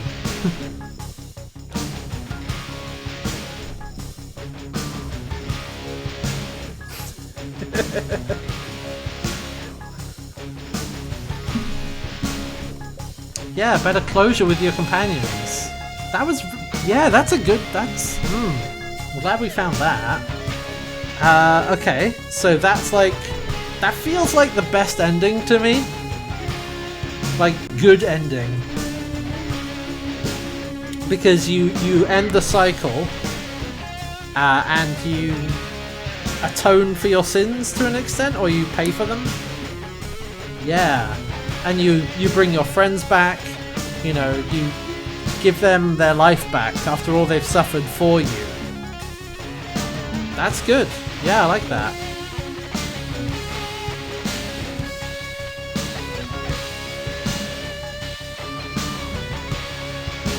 Yeah. Nice.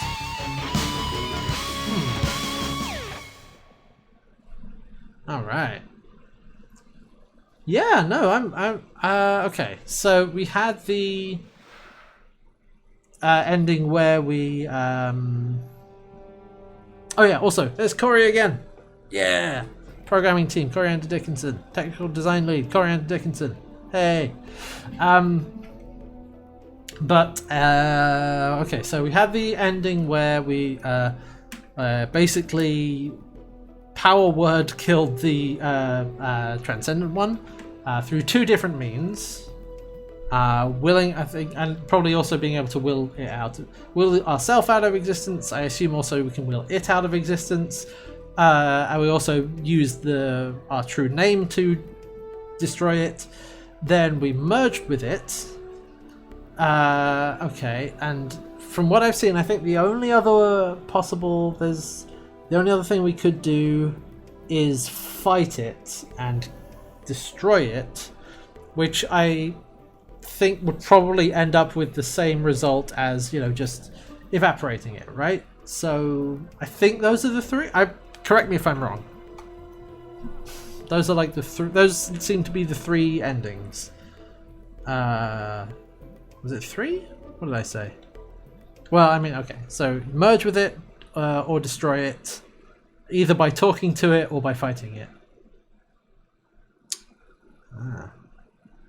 Fighting it is the boring ending? Yeah, absolutely.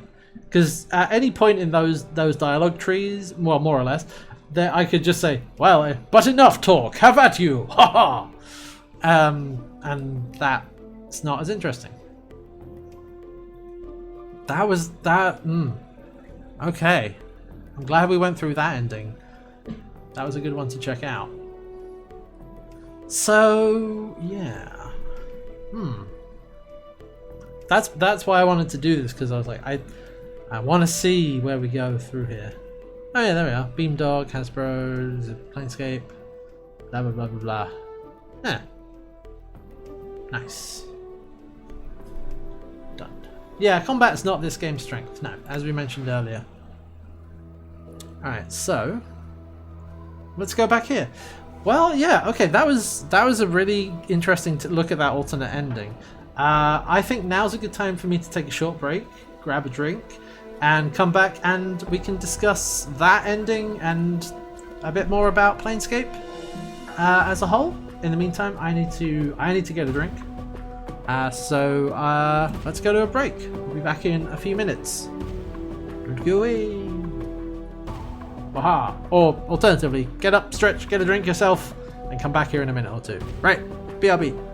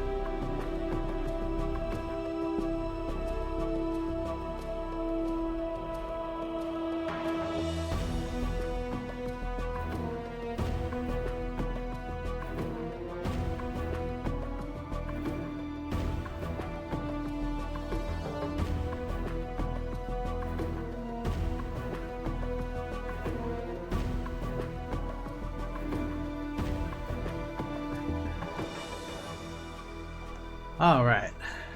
Let's get back to it. Wow. Oh, wait. There it is.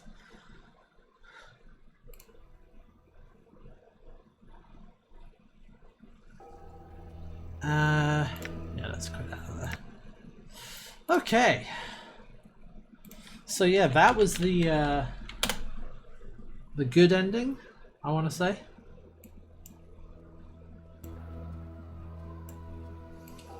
There we go.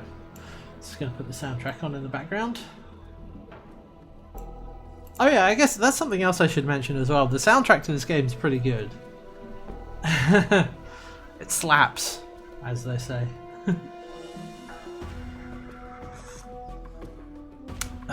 Oh, that's better.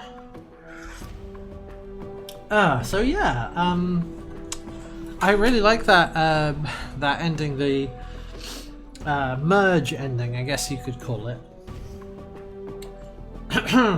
Because yeah, you rejoin with your mortality, you know yourself fully, and in knowing all of that, you accept your punishment.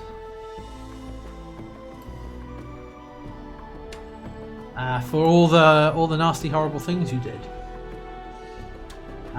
Which it's interesting because the whole reason this thing started in the first place is ostensibly because your first incarnation was horrified by all the horrible things you had to do in the Blood War. Well, not had to do, all the horrible things you did in the Blood War, and then went to try to make up for it, try to atone for it.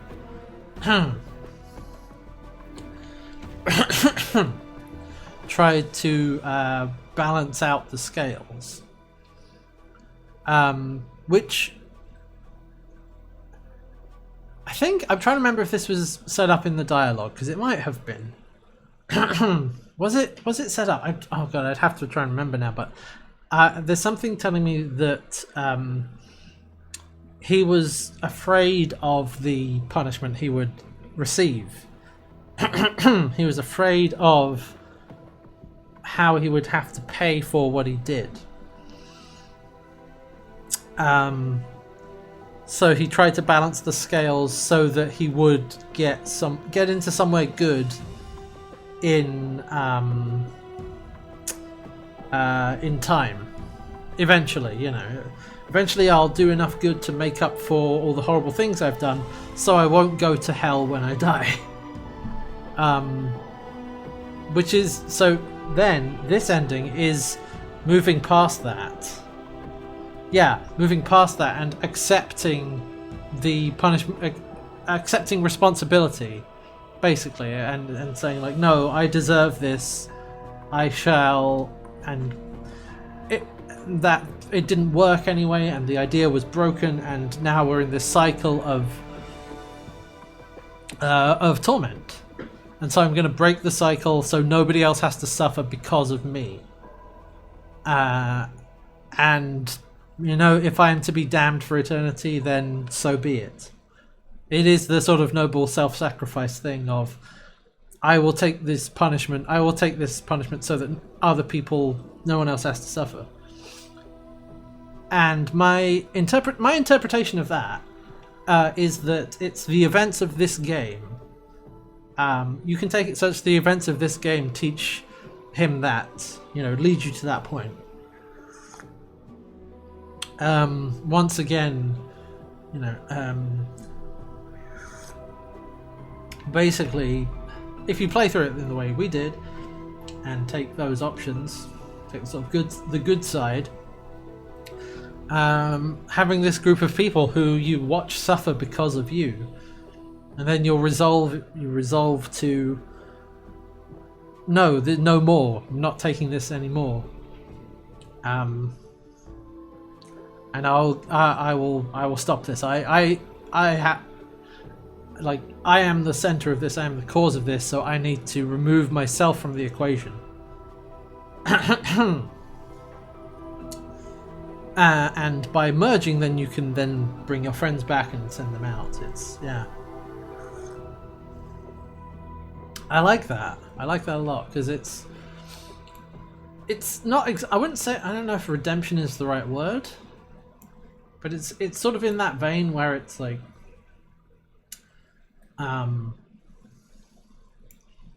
it's it's a little bit of the Darth Vader throws the Emperor into the Death Star sort of thing, like right at the end realizing and trying to make up for what, not make up for, but just like trying to end the cycle, you know. Break the circle. So yeah, if I had to pick a canon ending, I think I would definitely choose that one, because that seems like the best ending to me. And given my particular playthrough straying neutral towards the sort of towards good, I think that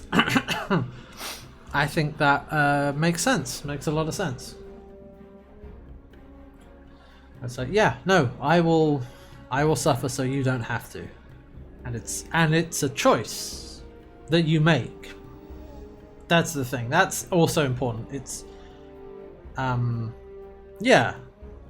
And I do like that you have those choices, and also, not to get too like nitpicky, but what I like is that they're embedded in these dialogue trees. You don't get like the 3 button prompts for like good ending, bad ending, middle ending. You know, you go through a dialogue, and when you reach an ending point through that dialogue tree, then it happens. It's not like, okay, it's the final boss now, press X to kill and like Y to spare, which is very video gamey. It's very, you know, gamified. This is much more in character, I guess diegetic is probably the right word, meaning within the fiction. It's not just like, boom, here is a video game option for the good ending and the bad ending. So yeah, something else I appreciate about Planescape. Yeah, it's been really interesting to play through, and like I was already into Planescape as a setting, and I now really like these. I'm like into these characters, and I can see what, again, let's just say it again. I can see why it affected so many people. Why it is such. I guess you would call it a cult classic. I don't know, something like that. It's a very well-regarded game. That lemon king out, or that egg, you know. So, yeah, a good one to play through, a good game to have. So hey,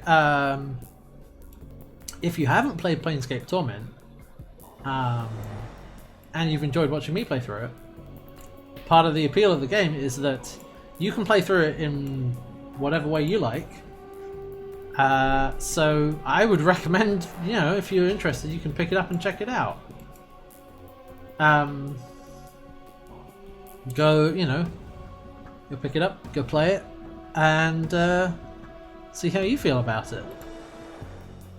You know, maybe you'll find out how to recruit Ignis and Valor. Oh yeah, something I realized about Valor is that by the time we got to him, I had maxed out my companion slots.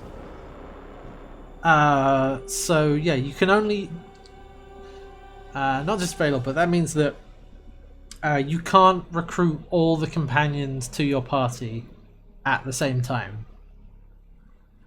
You will always be down by 2. Out of all of the potential companions, there will always be 2 that you do not take with you, because you just don't have room for them. And I have to think that was, that was deliberate, because, I mean, not to get all armchair developer, but I don't know how easy or difficult it would have been, but it seems like it wouldn't have been too much work to give you extra slots so that you could form a party with all the companions. But they didn't do that. Again, which I think ties back into this idea of they've created a wider world that you are playing around in. And I think that's part of it, in that, you know, you can't take everyone with you. So yeah, it's, yeah, man, okay. Well, I'm gonna need a palette cleanser game at some point soon. But once we're done with that, yeah, maybe it'll be time to go. Maybe I should put Tides of Numenera on the list. Maybe we just start chaining these games. Well, not chaining, but I'm actually just gonna go. I'm gonna put it on my Steam wishlist for now, so I don't forget. Add to wishlist. There it is. I can always try. We can try Prince Original Sin 2 and so on. Oh wow, you can like bully Ignis. Like remind him that he's my supplicant and he is beneath me. It's a good fight. After I've learned all his spells. Ah. Yeah, because he's a wizard. Oh yeah, that reminds me. Something that was mentioned in the Noah Caldwell Gervais video, at least the parts I've watched, is that, so actually I think it was someone, I think it was Arconic Energy, someone had mentioned at the start of the game that I should go mage, because mage gets you more story, and the game is actually balanced, not balanced, but like, if you want the most out of the narrative, you pick mage, because that gives you more dialogue options, that gives you more chances of getting memories, more stuff to grapple with. And that was a very good choice, and I'm glad I did that.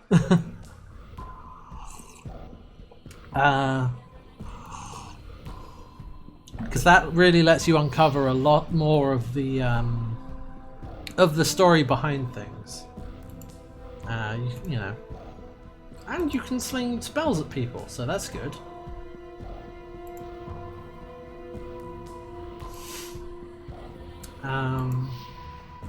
So yeah, it would be interesting to see what happens when you play it as a dumb as rocks fighter.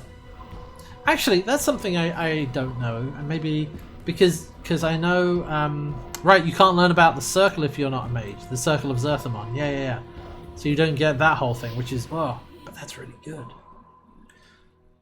Now I do wonder if, because that's one of the strengths of the Fallout games, basically up till Fallout 4, was that if you were extremely unintelligent, you got some very fun options, and you got more options if you were dumb, and also if you were smart.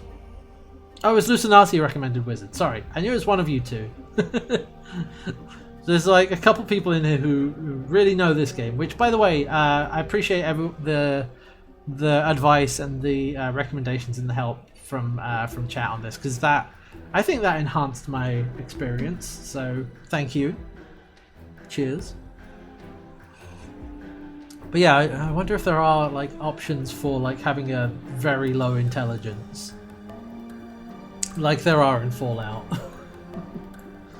It's like, not understand.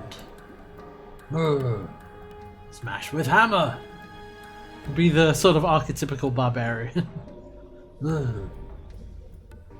Actually, I can probably look that up. Actually. To the Google machine.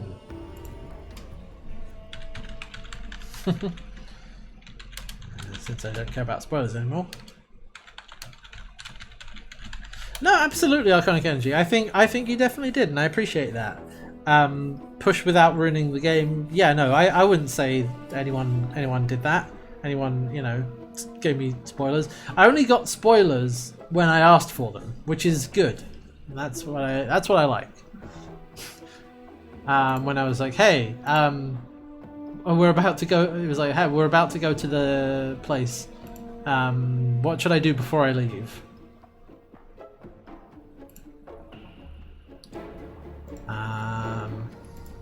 And that sort of thing.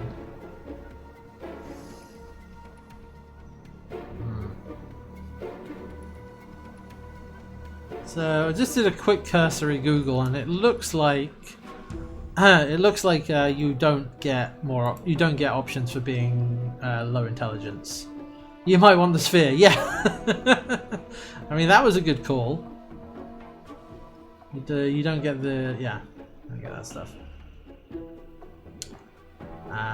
So yeah, you get like you get XP boost for wisdom, and you get more memories. But okay, yeah, that's fine. That's no spoiler.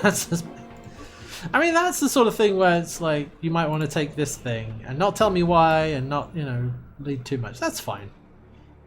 See, yeah, I never got the exactly. I never got the you're playing the game wrong. So I appreciate that from chat.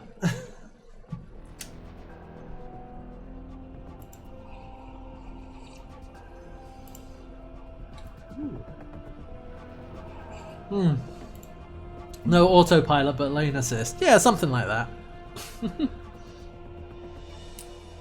Yeah, exactly. So yeah, thank you for that, chat. I do appreciate it. Yeah. Okay. So I'm trying to think if there's anything else I wanted to talk about, anything else to say. Any other points to hit on?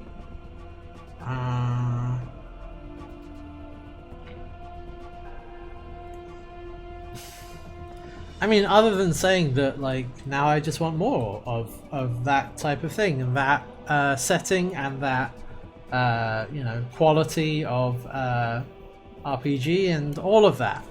Give me more of it, please. And it makes me sad that we don't have official Planescape stuff for the current edition of D&D, but that's okay because all the older edition stuff exists, and if you know how monsters work, you can convert it fairly easily. That's what I've been trying to do.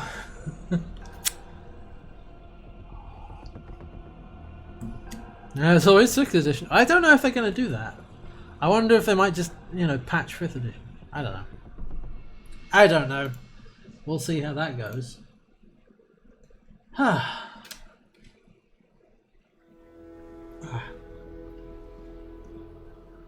Yeah, they may not want to part with it. That's the thing. We'll see. Anyway, I don't know.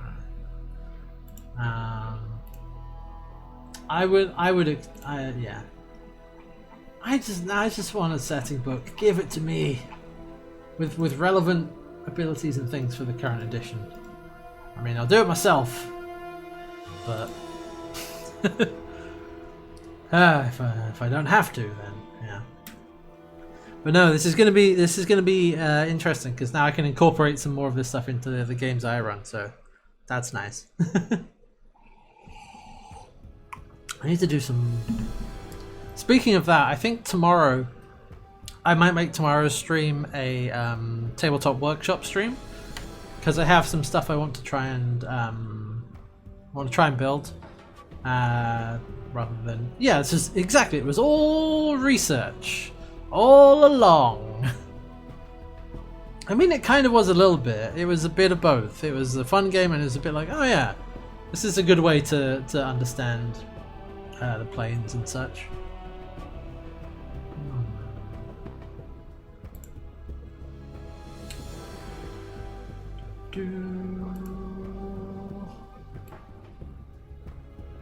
Okay. But yeah, okay. Respect, intrigue, we're not taken. Oh no, I wasn't gonna do that. No, I wasn't gonna go that far. Like I said, I've got Mort in the party, and that Mort's helping them out for reasons. It's funny actually, with all the older reading about Planescape I was doing in like 2nd edition stuff. It's interesting how much hasn't carried forward into Planescape Torment. Because there's a bunch of characters that were around in, I think, 2nd edition or 3.5 or something. I don't know, it would have been 2nd edition, it would have been earlier because this was 2nd edition rules. This was before 3.5, I believe. What characters didn't show up? Like Shemeshka. the king of the cross trades, the Arcanaloth, crime lord, basically, who's a major player in the campaign I'm running, but is not in this game at all. Which, you know, she's not part of the story, so man, you know, it's fine. Yeah, I mean, you couldn't include the whole thing. Because notably we do not, you know, we don't get to explore all of Sigil because it's massive. Like there are many more wards that are supposed to exist that you don't get to go to in the game. Like we were in the lower ward, the Clark's ward, the Hive, but there's also there's some other ones. There's some stuff. Yeah. Okay. Okay. You know what? I think that's a good length of stream. We went through the alternate endings. We had a chat about the game and why it was so good, and I think we went.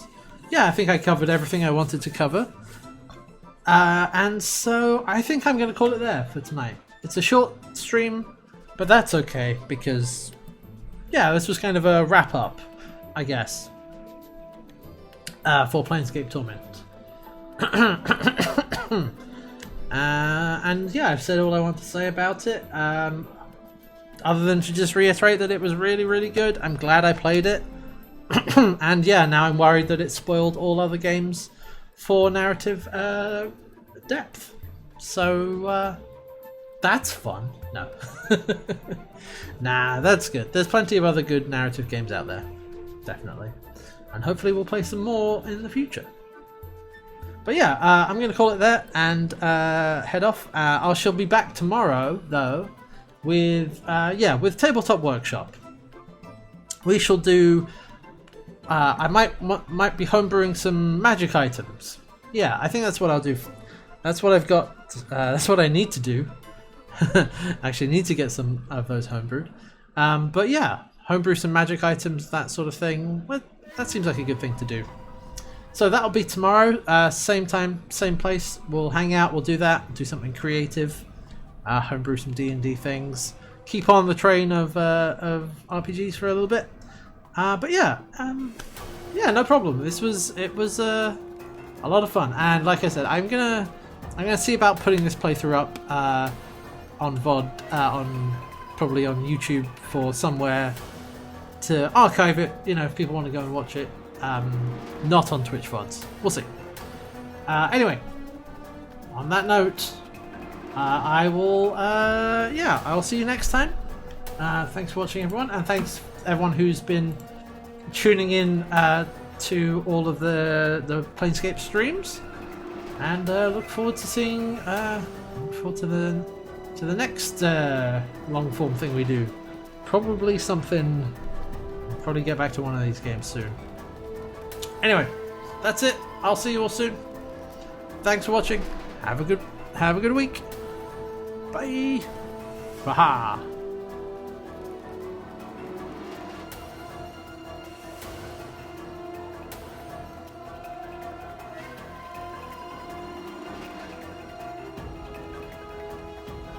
Updated my journal.